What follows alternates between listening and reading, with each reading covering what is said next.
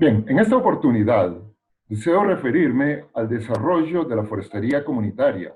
Este tema de la forestería comunitaria, en el fondo, ¿qué es y de dónde surge? Y entonces trataremos en esta ocasión un poco de la historia y es prácticamente considerar que la forestería comunitaria tiene un antecedente, que es lo que se denomina o se conoce como la extensión forestal. Pero resulta también que la extensión forestal tiene un antecedente, que podríamos decir que es la extensión agrícola. Y resulta que la extensión agrícola tiene también un antecedente. Bueno, mejor entonces nos vamos al principio y lo que podríamos decir es esto. Alrededor de los años 1850, en Inglaterra, en las universidades empieza a presentarse un movimiento de origen académico que empieza a utilizar la palabra extensión con el significado de algo así como llevar el conocimiento de la universidad hacia la ciudadanía que está fuera de las aulas de la academia.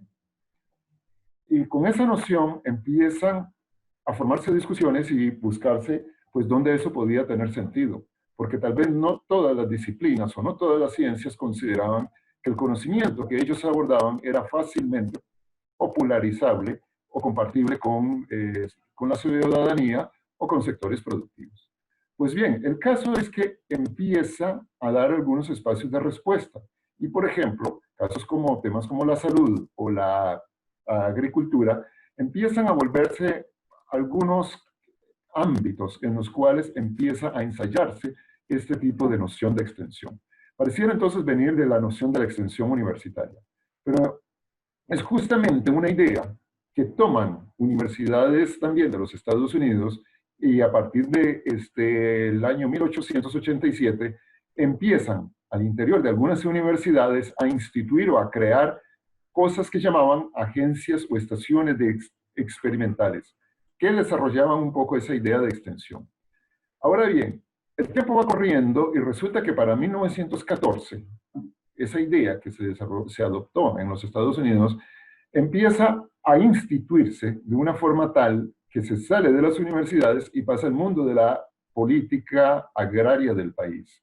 Y se van creando en 1914 algo que se llamó el Servicio Cooperativo de Extensión, que era fundamentalmente unas entidades con un modelo estatal relacionado o conectado con el sistema federal de los estados, la agencia agrícola, agencia o el Departamento de Agricultura de los Estados Unidos, que era una agencia federal. La cuestión es que el Estado, tratando de promover el desarrollo de la agricultura a través de un modelo de este tipo, empieza a diseminarse por todo el mundo, sobre todo en la primera década en la primera mitad del siglo XX. Ya para más o menos a mediados del siglo XX, vistos en América Latina, estamos básicamente en un entorno de posguerra, o de guerra mundial y de posguerra, y la guerra mundial había generado una gran contracción productiva y comercial a nivel mundial, y una escasez de producción agrícola que entonces se trata de incentivar o dinamizar muy fuertemente. Y para esto justamente las agencias de extensión empiezan a desarrollar un esfuerzo muy grande por difundir la tecnología agrícola y utilizar para eso espacios de difusión pública, como revistas científicas, afiches, periódicos especializados, programas radiales u otros medios de comunicación masiva. Para los años 45 a 60 empieza a tomar mucha fuerza y auge lo que pues conocemos como Revolución Verde, un proceso orientado a intensificar el uso de cultivos, principalmente utilizando insumos agropecuarios, utilizando tecnologías, utilizando fertilizantes, utilizando variedades agrícolas que se podían producir a altas densidades de producción, y se genera también sistemas de manejo y métodos de producción agrícola en cultivos particulares. Entonces se va dando una expansión de la frontera agrícola, pero también no solamente una expansión en el sentido geográfico, sino también elevando los niveles de productividad, haciendo que por cada unidad de terreno, por decir, por cada hectárea, se pudiera producir mayores volúmenes o obtener mayores volúmenes. Los servicios de extensión se empiezan a consolidar en muchos países, pero ante todo orientados a generar u ofrecer asistencia técnica individual a los productores. Entonces se va generando una relación entre unos ingenieros y técnicos. llamados extensionistas, y los productores agrícolas. Y también se recurre para eso métodos de difusión tecnológica. Como por ejemplo vemos aquí la portada del primer número de una revista que se llamó Extensión en las Américas, que se publicó a partir de 1956 y que por lo menos en la América Latina, especialmente en la América tropical, fue justamente una revista que le dio mucha difusión y mucho impulso a los temas de extensión agrícola. Aquí una observación. Lo que era conocimiento académico ahora está en centros o en agencias de investigación, estaciones experimentales, y la extensión o la difusión se empieza a poner en manos de unos técnicos que son los que tienen que trabajar con los productores. Entonces, aparecen tres figuras. Uno, los investigadores científicos metidos en sus laboratorios y en sus estaciones experimentales. Y dos, estos llamados técnicos o agentes de extensión, que son los que tienen que trabajar con los productores. Y tres, los productores, que son los que tienen que comerse el riesgo de producir y poner a prueba lo que aquellos señores están recomendando hacer. El asunto es que para los años 60, 70 del siglo pasado, se empieza a dar en América Latina una serie de reformas agrarias y de programas regionales de desarrollo, especialmente orientados al desarrollo agrícola. En aquellos tiempos estamos hablando de gobiernos altamente centralizados, tanto en los aspectos económicos como en los políticos, y entonces empiezan a generarse una serie de modelos de extensión que son sumamente paternalistas y asistencialistas. ¿Esto qué quiere decir? Que lo que hacían para incentivar la producción de un cultivo era, por ejemplo, visitar a los productores, ofrecerles las semillas, ofrecerles los insumos, todo, a veces hasta se lo regalaban, les daban las recetas y de esa manera los ponían a producir. Entonces, eso generó una percepción de que si el Estado no llegaba y no nos daba los insumos, entonces prácticamente el productor se quedaba sin saber qué hacer. En esa lógica se va adoptando, o más bien se va generando un concepto de adopción tecnológica. Es decir, hay un esfuerzo por, como decían entre comillas, llevar la información y llevar los conocimientos, y entonces los productores tenían que adoptar todos aquellos conocimientos y todas aquellas tecnologías y ponerlos en práctica en sus sistemas de producción. No obstante, este sistema o ese modelo fue generando algunas contradicciones. Por ejemplo, prevalecía el saber del experto, el criterio del experto, el pensamiento del experto, se puede decir el conocimiento técnico y científico, y se despreciaba el saber campesino, vale decir el conocimiento tácito o ancestral, o mucho del saber que las personas o los productores tenían, por ejemplo, acerca de los recursos y la forma de utilizar o de propagar o de reproducir o producir con los diferentes recursos, de los cuales algunos tenían pues prácticamente un legado ancestral. Y la otra cosa es que se forma la visión de que hay gente que no quiere ese cambio y entonces se empieza a considerar que ese proceso de adopción es tal vez una cuestión de tiempo. Se dice que hay gente, que hay productores que son muy innovadores y estos van a tomar las recomendaciones y las nuevas técnicas y las van a aplicar rapidito. Otros van a ocupar un poco más de tiempo, otros más tarde. Y tal vez puede ser que algunos queden rezagados y tal vez nunca lo tomen.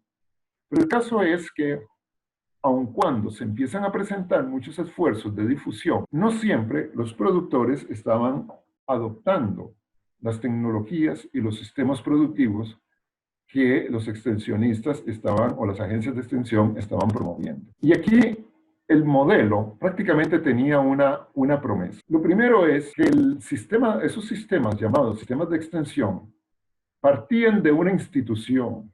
Esa institución podía ser una agencia agrícola o el Ministerio de Agricultura o figuras por el estilo, o agencias de desarrollo, agencias de extensión agrícola y demás cosas.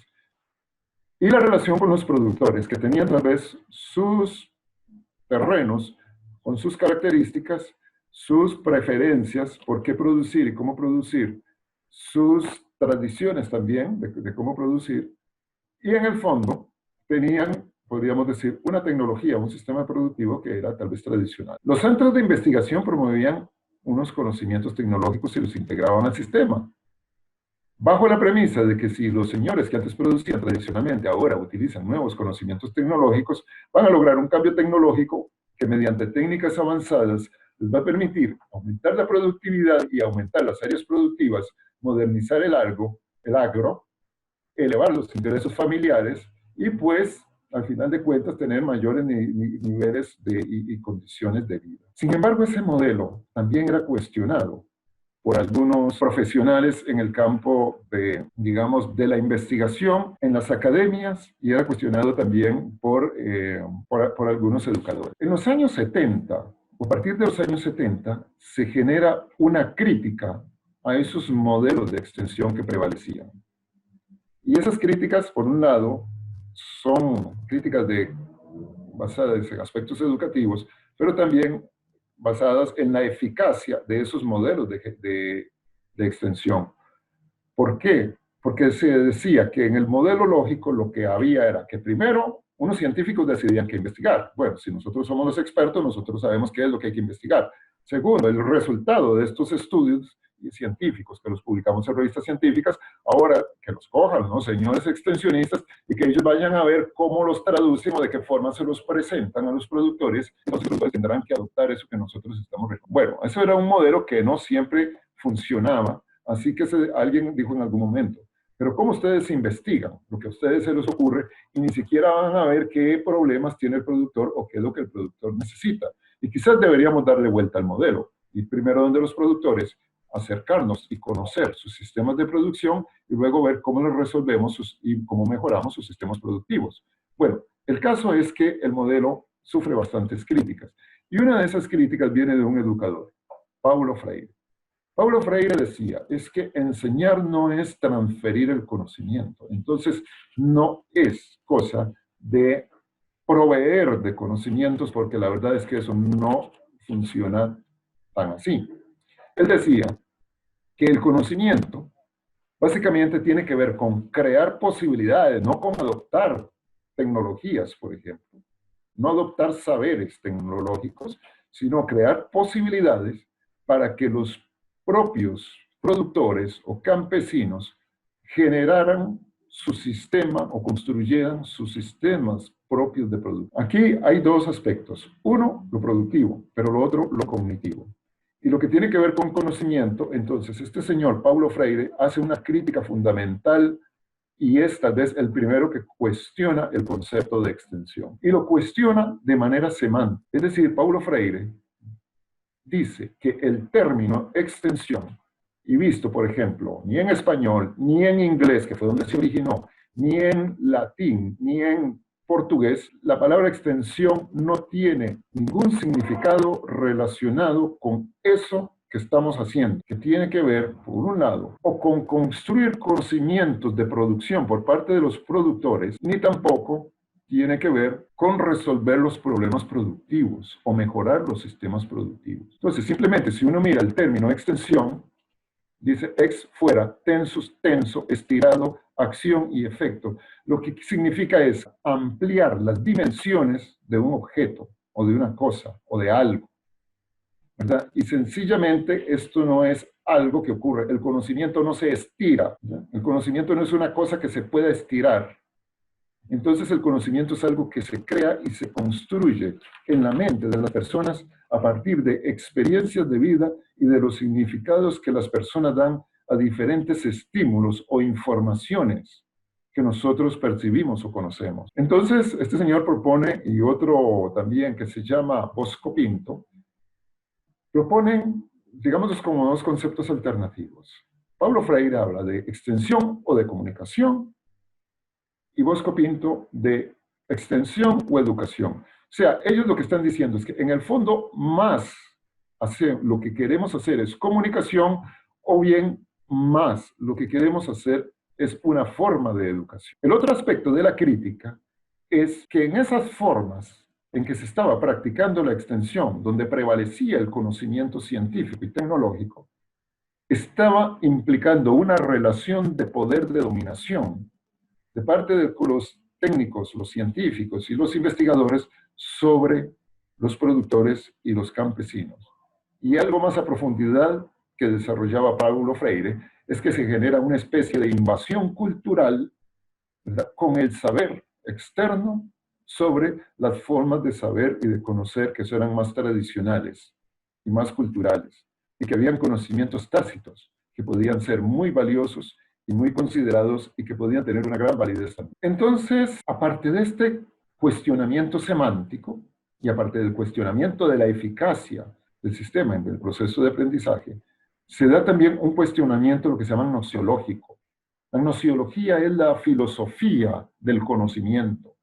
Entonces, si usted dice que está llevando conocimientos, ¿cómo que los conocimientos se llevan? Los conocimientos no son cosas para estarse llevando. Entonces, el conocimiento no se transmite. Primer gran equívoco, ni desde el punto de vista neurológico, ni desde el punto de vista factual, el conocimiento no se transmite. Sencillamente, uno lo que comparte o discurre o dice es información. Yo a ustedes les doy una cierta información y les hablo de este tema en la forma en que lo hablo hoy. Pero si esta clase la doy 8 días después va a ser completamente distinta en muchos aspectos.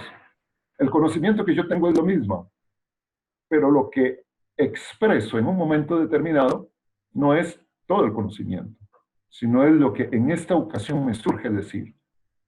Entonces, sencillamente se demuestra que ni epistemológicamente, ni nociológicamente, ni neurológicamente, el conocimiento no se transmite. Entonces, la noción es que el conocimiento se construye o se recrea a partir de experiencias anteriores, de información externa, que uno las toma, las asimila, las estudia, las digiere, las relaciona uno con otras y les da significados nuevos. Y entonces el conocimiento cada persona lo va construyendo. Supone también que en la teoría del conocimiento, el conocimiento se genera a partir de un sujeto activo. Es decir, una persona que lo mínimo que tiene es curiosidad por saber algo. Por lo menos se pregunta, mira, ¿qué será eso? Entonces, en la medida en que hay un proceso de aprendizaje, debe haber un sujeto activo. Y entonces se dice que las formas de difusión o de comunicación que se estaban utilizando en aquellos sistemas de extensión veían a los productores o a los campesinos como sujetos pasivos. Entonces, en ese sentido, empieza a surgir por allí la propuesta de un trabajo donde hubiera participación más activa y más consciente de los productores y los campesinos en los procesos de construcción de conocimiento. Y entonces empieza a surgir, se empieza a dar un auge de la utilización o por la utilización de métodos y técnicas participativas con el propósito ya no de incrementar producción y productividad, sino de transformar las realidades sociales, la forma de producir. Y luego la otra cosa es que también se dice, hay que cambiar las relaciones de poder del técnico científico de arriba a abajo hacia el productor y convertirlas en formas de relaciones más horizontales, más de intercambio, más de saber compartido, más de compartir saberes y conocimientos. Y hoy por hoy, pues muchos de los preceptos que tienen que ver con los que se trabaja es justamente con el saber compartido.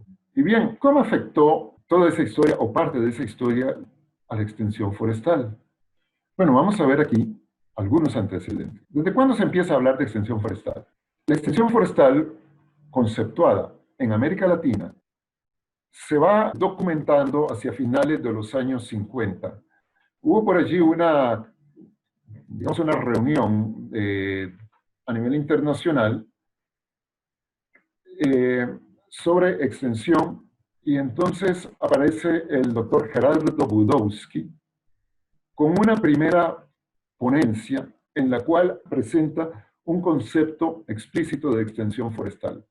Yo no sé, tal vez antes de eso se mencionaba el término, pero no creo tal vez que hubiesen algo así como agencias de extensión forestal propiamente dichas. Yo no tengo noción. Pero que sí es interesante es cómo él lo conceptúa. Vea que usa prácticamente los mismos términos. Dice que la extensión forestal es hacer llegar a la gente de campo los beneficios y los valores que los bosques y la taxonomía puedan brindar. Es algo como decir que los bosques y la ciencia forestal les provea.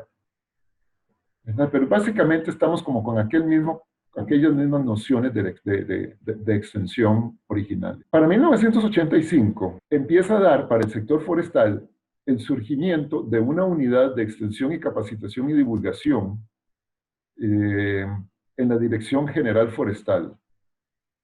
Y para ese entonces se dio un taller, que la memoria se llama "Al que a buen árbol se arrima, buena sombra le cobija", da una aportación interesante de un concepto de extensión forestal ya diferente. Ahorita se los muestro. Pero tal vez lo que quiero decir aquí es que para el 85, la mitad de la década de los 80, aparecen varias cosas interesantes.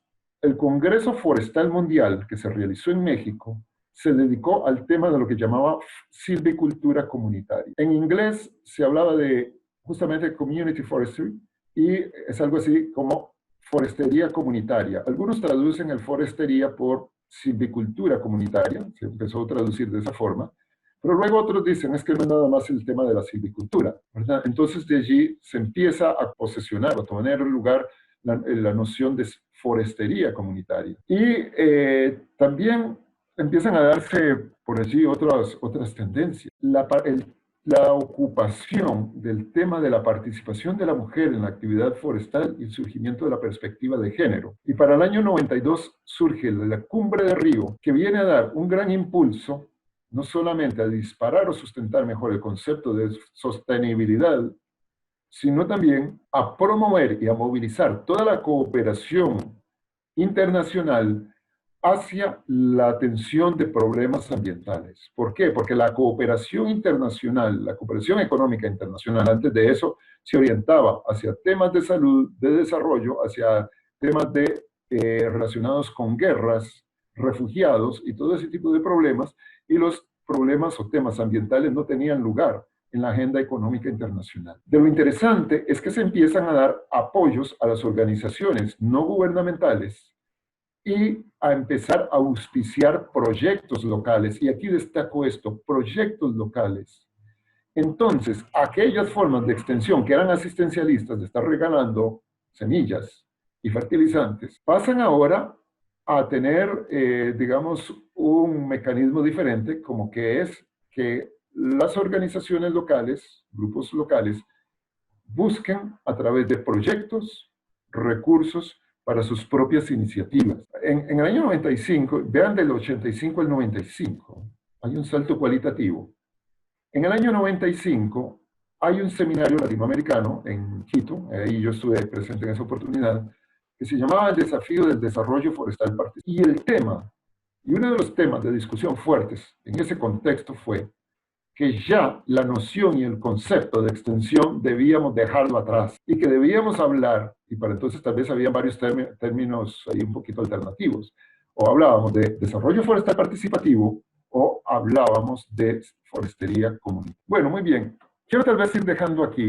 Por ahí están esos conceptos, algunos de esos conceptos que algunos proponían, pero que en el fondo lo que quiero tal vez dejarles es esto propuesto. Empiezan a surgir temas: extensión forestal, silvicultura social, sistema forestal social, sistema social forestal y cosas por el estilo, desarrollo forestal campesino, desarrollo forestal participativo, comunitario, agroforestería comunitaria y otros. La premisa es esta. De lo que me llama la atención es que del caso de Cuba, cómo ellos todavía están usando el concepto de extensión forestal en el siglo XXI, cuando ya por lo menos en la última década del siglo XX habíamos dicho, bueno, descartemos ya ese término. Sin embargo, en Costa Rica también como que ha habido una tendencia a volver a utilizar el concepto. Y finalmente quiero hablar de 4 procesos fundamentales. Nada más los voy a dejar como enunciados. Todo esto, si uno mira la historia, la primera gran preocupación era por un tema tecnológico. En el fondo, una comunidad o unos productores están rodeados de un ambiente natural, de unos recursos naturales, forestales, o de unas áreas donde pueden producir.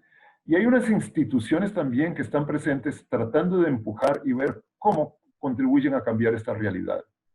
Instituciones que pueden ser, por ejemplo, como una FORCA, como el Sistema Nacional Forestal, FONAFIFO, el SINAES, no importa cuáles, u otras organizaciones no gubernamentales. Y tratan de promover entonces una serie de procesos tecnológicos, de mejoras tecnológicas. Ese era el llamado contenido del conocimiento que cuando se hablaba de extensión. Hay unos procesos educativos, cómo educar, cómo transformar, cómo aprender, cómo crear conciencia, cómo construir conocimiento, cómo compartir conocimiento. Luego se dan una serie de procesos organizativos. Lo comunitario implica asociatividad en las comunidades. Y entonces surge la importancia de fortalecer y trabajar con procesos comunitarios, con procesos de organización, con mejorar capacidades organizativas y capacidades administrativas. Y luego, resulta que si usted quiere desarrollar algo, necesita unos recursos y financiamiento. Hay que ver cómo financiamos proyectos, cómo financiamos iniciativas, cómo financiamos, o también no solo cómo financiamos, sino también, simplemente desde el punto de vista de un productor, cómo tiene que manejar sus recursos financieros para utilizar bien los recursos que proveen de una actividad o que se generan de una actividad versus otra. Entonces, estos grandes temas son los que nosotros vamos a ir conociendo y estudiando en las diferentes partes del capítulo. Entonces, sencillamente, lo que vamos a estar tocando en un curso de forestería comunitaria es la caracterización de relaciones entre una comunidad, su ambiente natural y las instituciones, y cómo podemos desarrollar en ellos proyectos que incorporen procesos tecnológicos, procesos comunicativos, fortalezcan procesos organizativos y que permitan acceder a recursos financieros.